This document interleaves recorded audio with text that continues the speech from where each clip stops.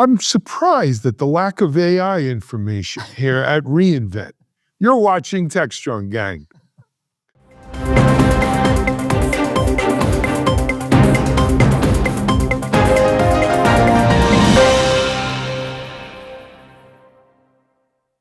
Hey everyone, it's Alan Shimel for Techstrong Gang.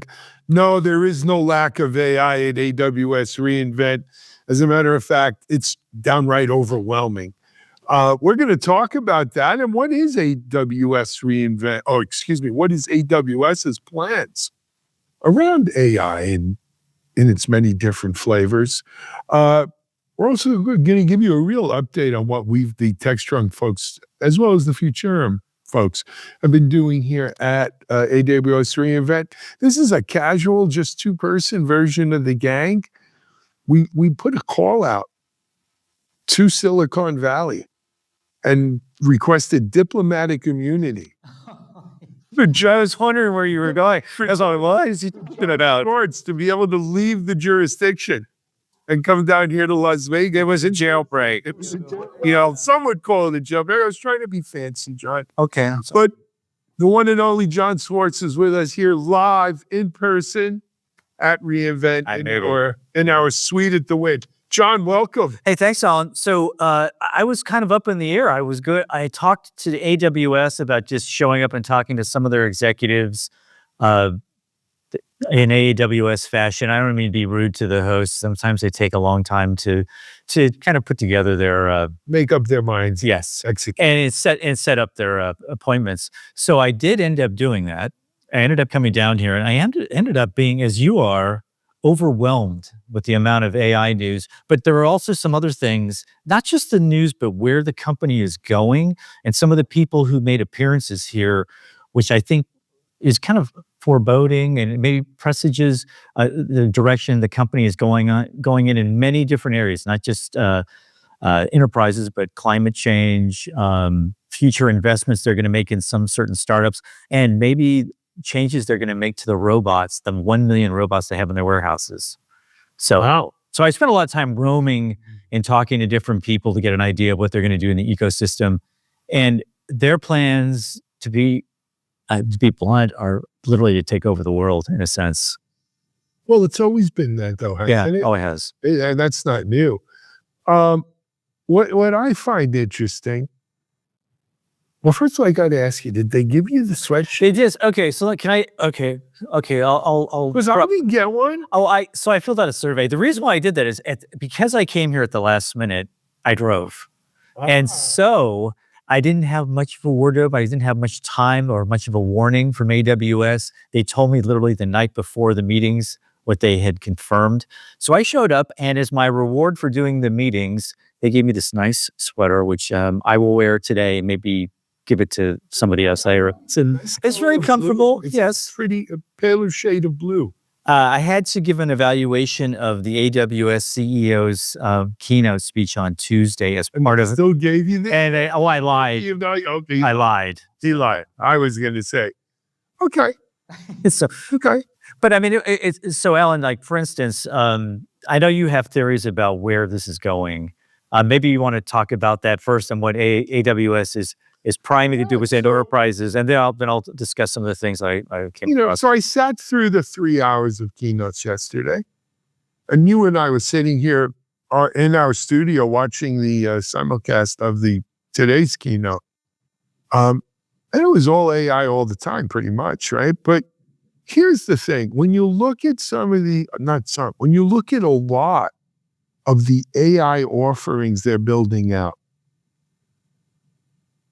they seem to be end user, like consumer. On the surface, it appears to be. Nova it's a ChatGPT Anthropic Claude competitor almost, and they clearly positioned him because they benchmark. You know what leads to that conclusion, I think, too, and I think it's a very logical conclusion, is that Andy Jassy, who has not been at this show for 3 years and who's now the Amazon CEO, showed up to. He's the one who did that one, yeah, the Nova.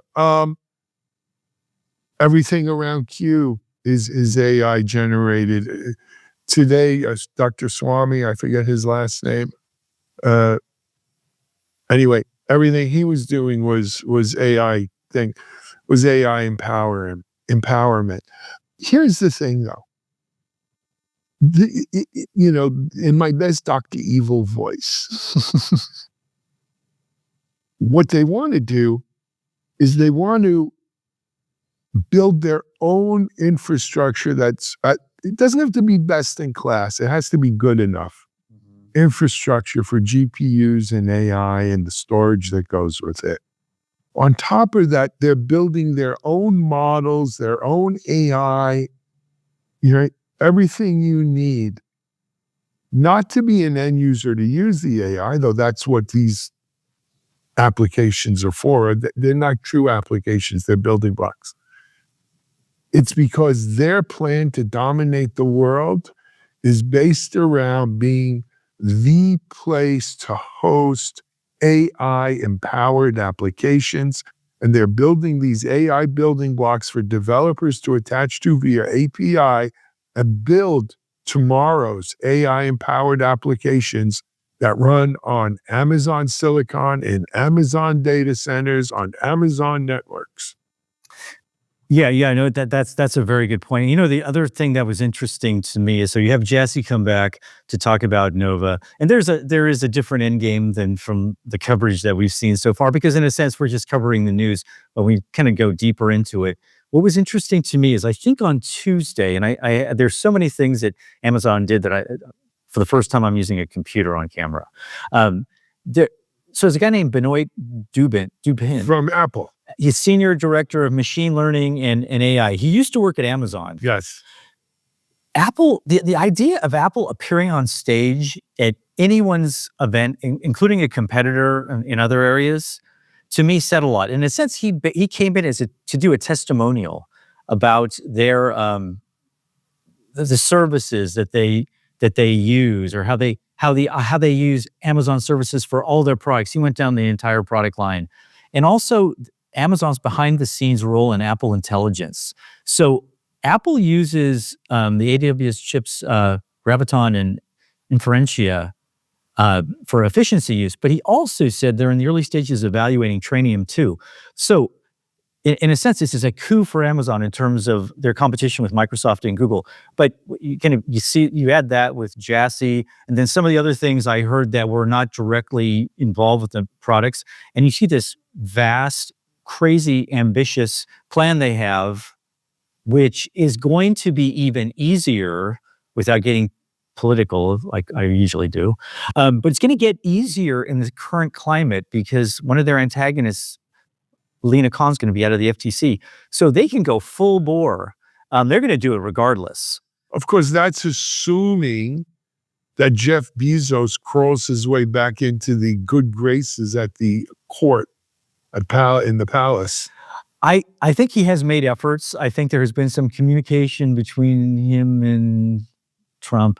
And I think he's also, given his actions at the Washington Post and not making a presidential endorsements, says volumes. That was the groundwork. Cost of 200,000 plus subscriptions to the Washington Post. So be it. I guess if you do the math, though, then look at what they're going to try to do here, right? It made big payoff in the end. I don't want to go down the whole politic route, but I wonder if Elon Musk doesn't wind up becoming the gatekeeper for the tech world to access. As long as he's in the good graces of Trump, that is probably the case, but I'm not confident that's going to last more than 6 to 9 months. But that's another story that will eventually. Dealing with two stable geniuses. But be that as I didn't want to go down. Yeah, no. But I just think the context of what they said, and I'll mention a couple of other things later that they have in mind that they're working on, that all ties together to generative AI in particular. But I think they're going to be even more confident now and more at ease in the climate that they're competing full speed ahead. But let me give you maybe a contrary thought here. Misery loves company. And both Apple and AWS have been at least perceived, if not in fact, as being maybe laggards right? Microsoft's got their open AI relationship. Yes. Google's been all in. I mean, they bought Deep Knowledge or Deep Minds Yes. a while ago, and they've got They're ahead of them. Clearly ahead of them. initiative. By the way, Alan, I was going to tell you, in Silicon Valley, and this is some insight that I get directly from the companies, they are incredibly touchy about their status and how they're perceived in the AI race. Yeah. So clearly they're behind Microsoft and Google. You mentioned Amazon. Apple announces intelligence like a year after everyone else has made their move. And I use it. I've got my iPhone 16 Pro here. I've got the M1 iPads. I realize it's just incremental. I am on the. But that's what Apple does. They're incremental about everything, and they popularize something, it becomes mainstream, and then they become a dominant player. So they wait for everybody else to establish the market. Well, that's the Dell model too, right? Dell doesn't get in the market until it's sizable enough, and they believe they can capture a substantial share of it. But that being said, seeing Apple out on the stage, was my thought is, hey, these were two. If you ever saw Animal House, right? They walk into the fancy, nice-looking fraternity, and they say, "Oh yeah, Lenny, come sit over here. This is Iman and Mohammed and Mordecai. Have a seat and make yourself at home." And you never see the host again, and they shove them off to the side. Greg Marmalade's off, with Kitty or whatever her name was. Yeah, I can't remember her name. But you know what I mean. Exactly. There's these guys are in their suits, they're Buster Browns, and they're Flounder and Pinto are left to fend for themselves. The losers. Just as a side, I know we do this a lot. You and I do this a lot. We do these kind of cultural side swipes. Yeah. But that's something. There's a lot of things that happen in that movie that you can apply to everyday life. No doubt about it. Life lessons that they The genius of National Lampoon. absolutely. And in a sense, we have kind of the haves and the have-nots. And I'll tell you, I was talking to somebody who works with Salesforce and Agentforce. So before I was here, I did a story that was somewhat negative about Salesforce and their AI entry. Benioff, he immediately started texting me. Did he? And he said to me, you're missing the point. We're not that far behind. We're actually in front. And he would send, and he protested far too much. But I listened to him, and I did a story based on what he told me. But everyone is very, very touchy about it. And I think AWS, if I can take a liberty, do you think in a sense that they announced the kitchen sink strategy? Oh, I think they've thrown everything Out to make it seem as if they're as relevant as the others? Also, yes. But look, you're not talking about bad luck schleprock here, right? This is AWS. This is Amazon. They do have the wherewithal and the capacity to rule the world, right? Because they do have the data centers. They are developing and have developed their own silicon. They have developed these. They are going to wean themselves away from NVIDIA. Among the big three who do tens of billions of dollars of business with NVIDIA, They will be the first one. they will be I think that's going to happen. Absolutely. And here's the thing. He said it yesterday or the day before, rather. He said, we're in the whole industry, not just AWS. Gen AI itself is in its infancy. This is a marathon, not a 100-yard dash, and the first steps have just been taken. AWS is playing the long game here. They did with cloud. I mean, they've done people would look at them and see this company spending billions of dollars on infrastructure and losing money every quarter. Yep. There was an end game. There was a method to their madness, and look where it got them. Absolutely. And I think that's the it's game. happening all over again. That's the game. This is a long game. Now, the issue, I think, is AI is evolving so quickly, it's hard to figure out, if you're playing that long game, what's the road look like 5 years from now? That's always been the problem in tech, though, right? Is anticipating where the market's going to go and spending. How far do you miss? And I mean, that happened with Microsoft, with the internet. It happened. It happened with AWS in a sense, to a lesser degree in AI. It's happening with Apple. It was interesting. So when AWS came up with these meetings, so I met with a couple of executives of theirs who run accelerators within the company. One of them runs a climate change accelerator, and she outlined, her name's Elizabeth Kaufman. She outlined a number of things they're doing in terms of battery efficiency, which, by the way, is the holy grail in going back to Silicon Valley. That is the obsession that leads to everything else. So they're working with this company. And the reason why I'm mentioning this, there was another woman who I met with named Catherine Van Nuys, who is the boss of the climate change representative. Catherine runs the Gen AI accelerator. And you know, one of the first companies that they discovered and they decided to invest in was Anthropic.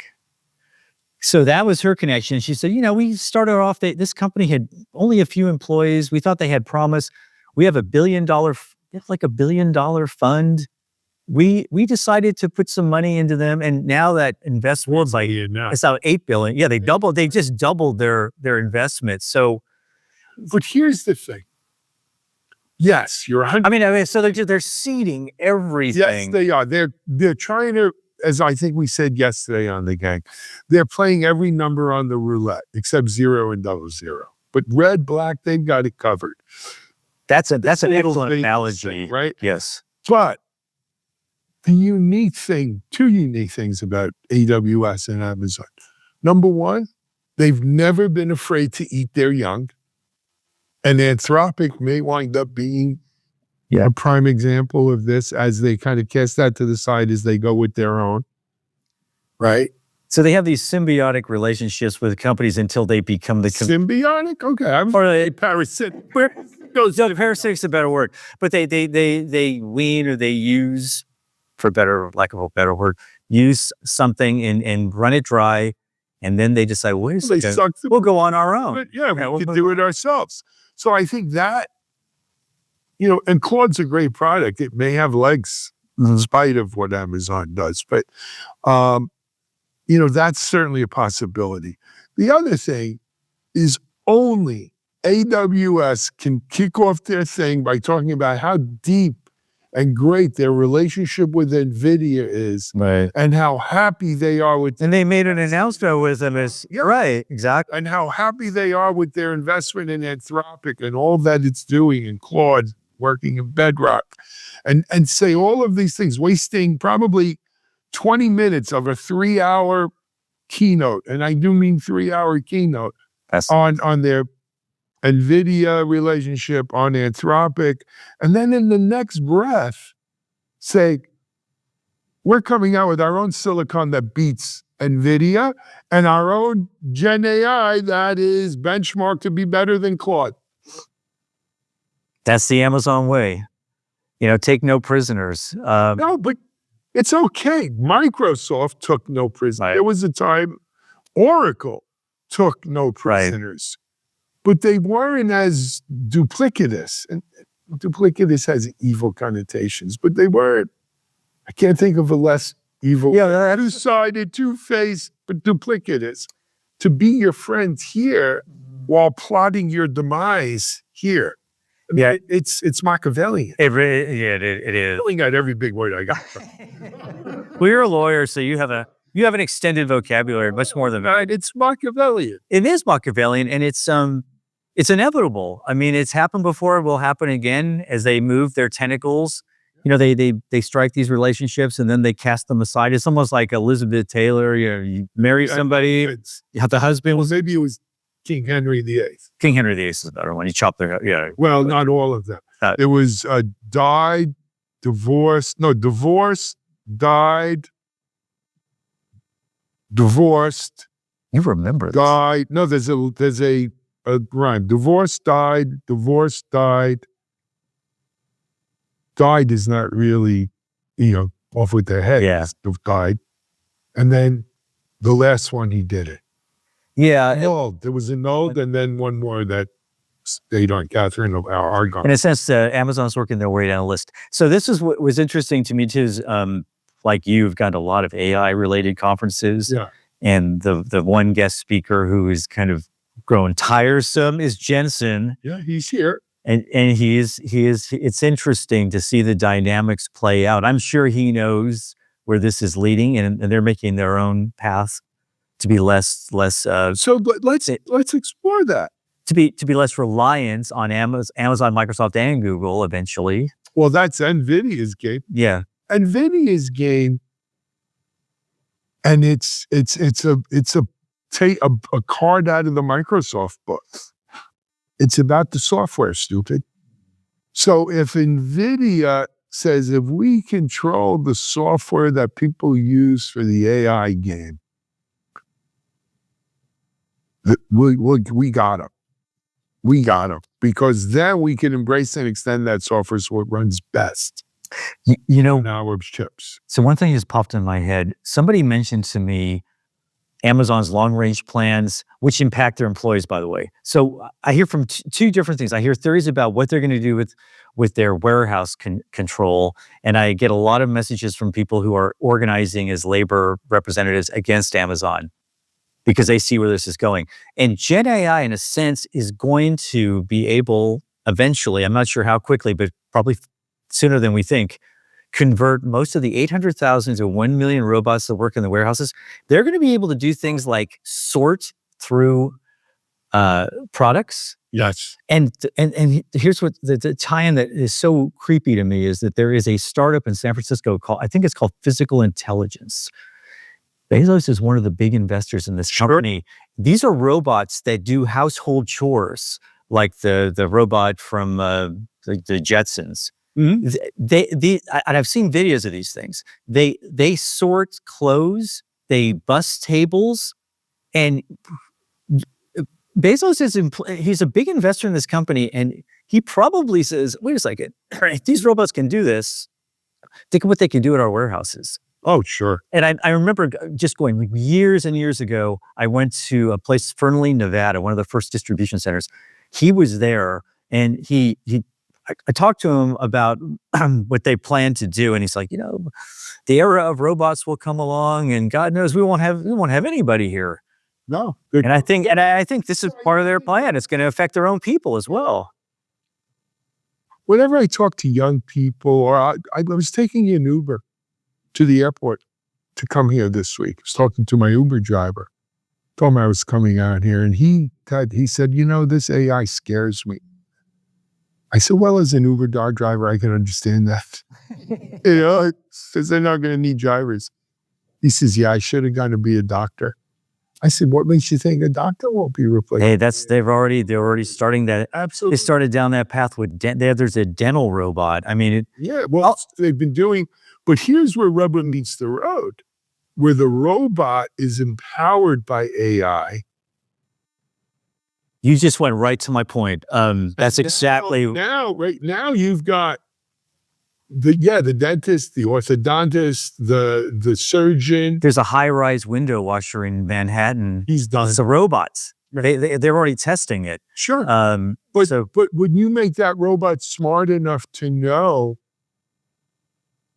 well, maybe window washing is a little too simple, but you make that robot smart enough to run a factory or a distro center, you could organize your unions all you want, right? The three of you will sit in the coffee break room because the rest of this plant will be run by robots. And I think that's the game here. I mean, from Amazon's point of view. I saw something, it's kind of along the same lines.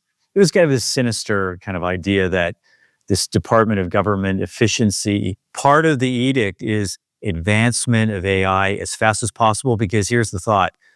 If we want to get rid of a bunch of government employees, maybe we can replace them with bots and we become more efficient. And that's you don't see any irony, though, that the guy running that is the guy who wrote the letter about going slow? Yes. Yeah. He's one of the few guys, Musk was one of the few guys who said we should slow down on this. Well, that's because it came out that they didn't do what he wanted with OpenAI. Right, until he had his own irony or hypocrite? Hypocrite. Yeah. Yeah. Okay. So he was trying to slow everything down when he was behind it, didn't have an answer. Now that he's full speed ahead, we're probably that sounds like Amazon. But that sounds like Silicon Valley. I mean, we're going to be blunt. We're going to be just but this is blunt about it. It's take no prisoners, do what they got to do, and the thing about AWS is, again, the girth of their business matches their ambitions. Right. And their ambitions are big. And the history with Amazon is they set their mind to something. They destroy industries, and they do it in record disrupt. I think of it as Destroy. oh yeah, that's me. When I see disruption, I sometimes see people losing their jobs or industries. For that. Yeah, they did it to the book industry. They're going to do it to the pharmaceutical industry to some extent. Food delivery. I mean, they're everywhere. Well, Amazon, certainly. AWS in particular, though, John, I think their game here is that the overwhelming majority of apps that are going to come out in the next 3 to 5 years or more are going to be AI empowered. That's right. You know, if you're not building an AI empowered app or modernizing to an AI empowered app right now, you're toast. And they want to be the place for AI empowered apps. You want to go run your Office Copilot or your, something like that? Yeah, go ahead, use one of those other two guys. But if you really have an AI empowered app that you want to run on state-of-the-art AI empowering infrastructure, AWS is the place to be. And if they're making that bet, they've already done their calculations and they know that that's going to be the dominant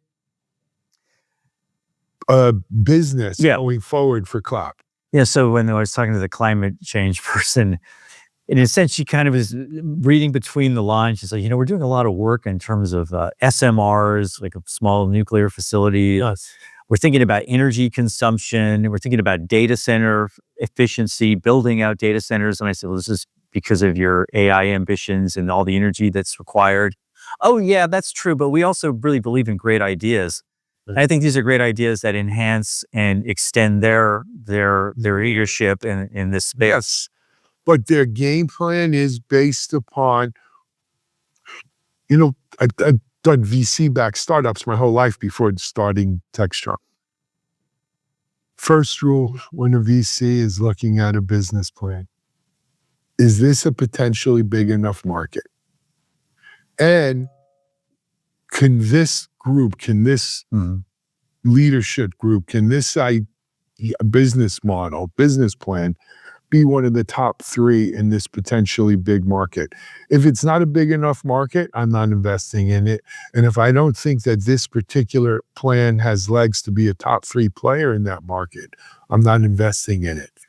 Put that on Uber, no pun intended with Uber, but put that on Uber steroids, the AWS, and they have made that is the market, AI empowered applications.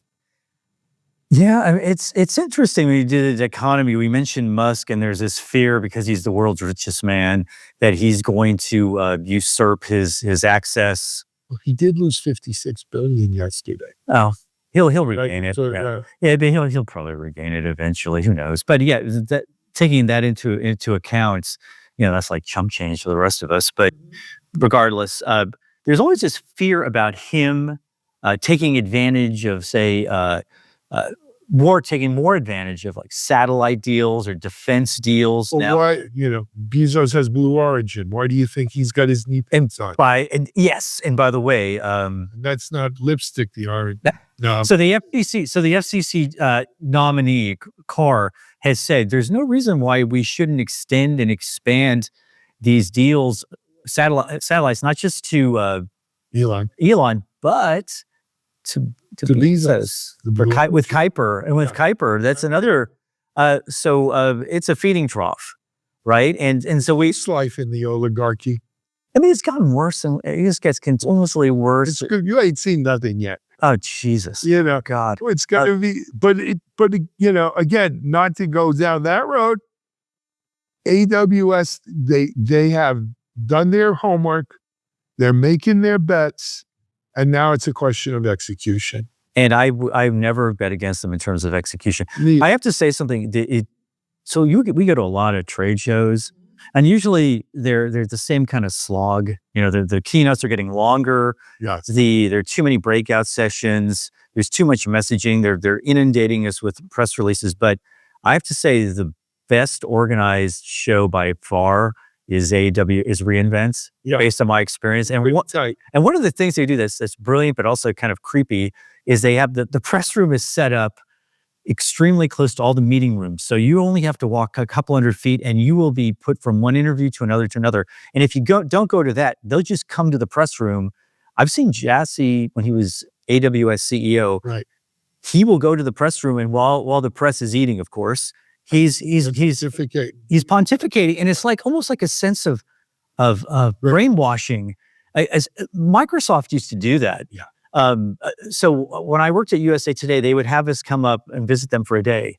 You'd be there from 9 a.m. to 5 p.m. back to back to back meetings all day, not a break, no break.